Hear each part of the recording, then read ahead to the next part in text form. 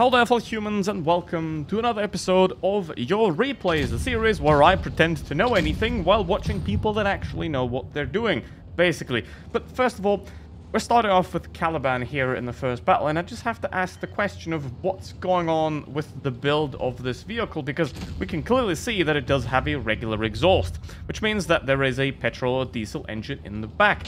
However, the cooling vents at the back, they're closed off. They're flat plates. How is this engine getting its cooling air? I'm just wondering. I mean, I do know that realism in this game isn't really a thing. It never has been a thing, given that vehicles like the Smasher or the Dracula exists. But you could at least allow the vehicle to, I don't know, get adequate cooling. Or does the Caliban have a special advanced cooling system that I don't know of? Well, no, because the oil cooler is right beneath those locked-off plates, so have fun not overheating your engine. But maybe it is also a very kinky engine that has been put into the World of Tanks Blitz version of the Caliban, and it likes the steamy choking action, but I digress. The Caliban itself, it's not really that good of a vehicle, especially not for making credits. Now, you do have 1.8k DPM with this vehicle, 580 alpha damage on the AP shell, 218 penetration, 0.47 accuracy, which is absolutely awful. And it does have hash at least, but again, it's premium hash, so you have to pay for it, so credits not looking that great. So this is a fun vehicle, the basically T49 if you hate speed and like a little bit more penetration, essentially. And if you like sub replays, then you can send me your own subscriber replays on my Discord server. Link to that down in the description. Join my Discord, send me your replays, and you might be featured here the next time. Because here's the thing. The Caliban, it's a vehicle that has been not sold very well and very often because it's relatively new-ish to the game, and every tank at this point that has been in the game for under 2 years is still considered new, because obviously Wargaming doesn't sell vehicles properly the first time. They simply put them in gambling crates and hope that someone's dumb enough to buy it, which a lot of people simply are. And then eventually, like 10 months later, they actually sell it properly for the first time, making sense of it. So basically, it's still a very new tank, but there is not a lot of reason to actually get it, because while it's not very fast, it also doesn't have a lot of armor, which is always a very lovely combination. I mean, if you look at something like the Stura Emil or the Ferdinand, it is working perfectly there, and it is thoroughly enjoyable having to wait 20 seconds to reload your gun while not really being able to get out of a position and also not being able to defend yourself. But once that gun is reloaded, you can at least do just that. But now, gotta wait 20 seconds, and if you don't have backup here, if you're in a bad position, you're absolutely screwed. So you have to play this vehicle very, very carefully, or just simply wait for the points to reach 1,000, because supremacy, I guess. And on to the next one, no ducky in the Jagdtiger. This time also in supremacy mode, so you not only have to fight your own team, the enemy team, you also have to fight against the points hitting 1,000, both on your team and also on the enemy team. Because remember, if your points hit 1,000, that means you can have less damage, which is very annoying, which is why I myself don't play supremacy, because it's just doesn't add anything to the game, but does subtract quite a lot of it. So, speaking of said subtraction, we're going to have a look at the Jagdtiger's DPM, because with 4,000 DPM, you're able to subtract a significant amount of hit points from the enemy at any time that you want, especially if they're just sitting out there and showing their weak points straight to you. In the case of the Moisien, the vehicle is the weak point.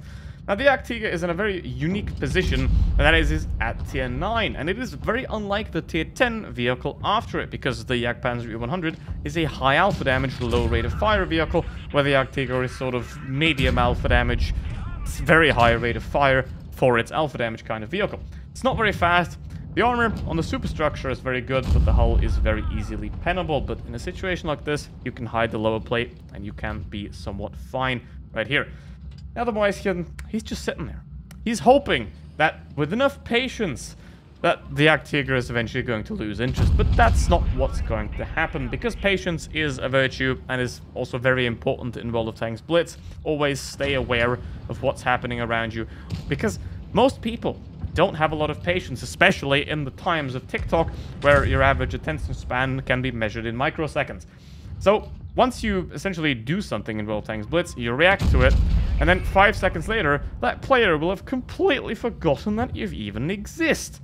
Like that Conqueror peeking out sideways, even though he has no turret armor, no hull armor, and also no hit points. Or that's just stupidity. I don't know. But be patient.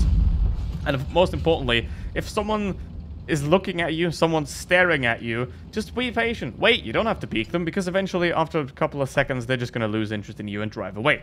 But that is not what No Ducky is doing right here. Staying right focused on target. And the next target is now this Tiger 2 that can now be pushed, because the Moiskin had decided to, well, essentially remove himself from the situation and leave this Tiger up here alone. Now, what can you do when you yourself have about 2,200 DPM and less hit points and less armor against a vehicle that has 4,000 DPM? Well, you can pull up a valiant fight, shoot into the lower plate, because a lot of these German vehicles have their final drive at the front of the tank, which basically means that the track is driven at the front and not at the back. Basically, look at where the wheels have spikes, and that's where you know where the tank's being driven.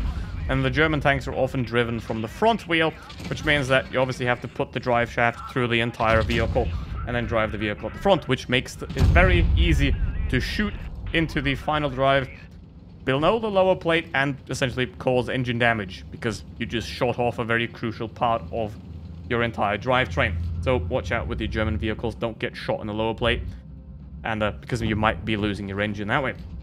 But what is also losing is the enemy team. They're down to 2, because given after 6,000 damage from a Jagdtiger, that's kind of expected.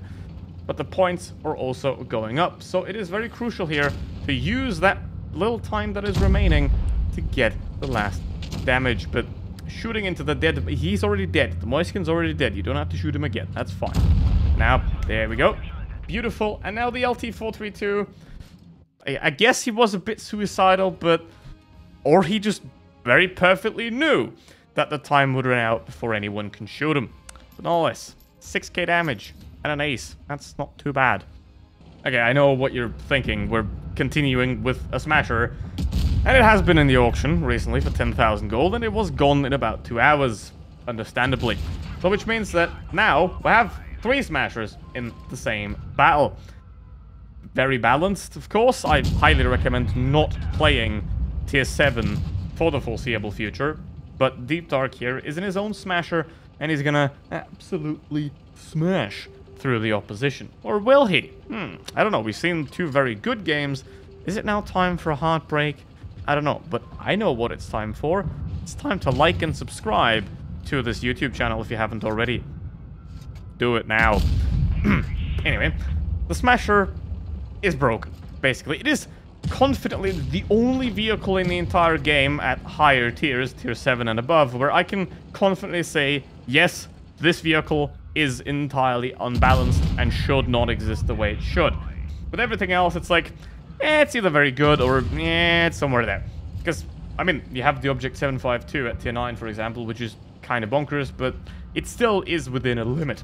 No vehicle tier 7 or above can do what the Smasher does, and that is exactly destroy absolutely everything you put in front of it. Whether that be a heavy tank that has a lot of armor, just fire heat, you still have over 500 alpha damage and 250 penetration.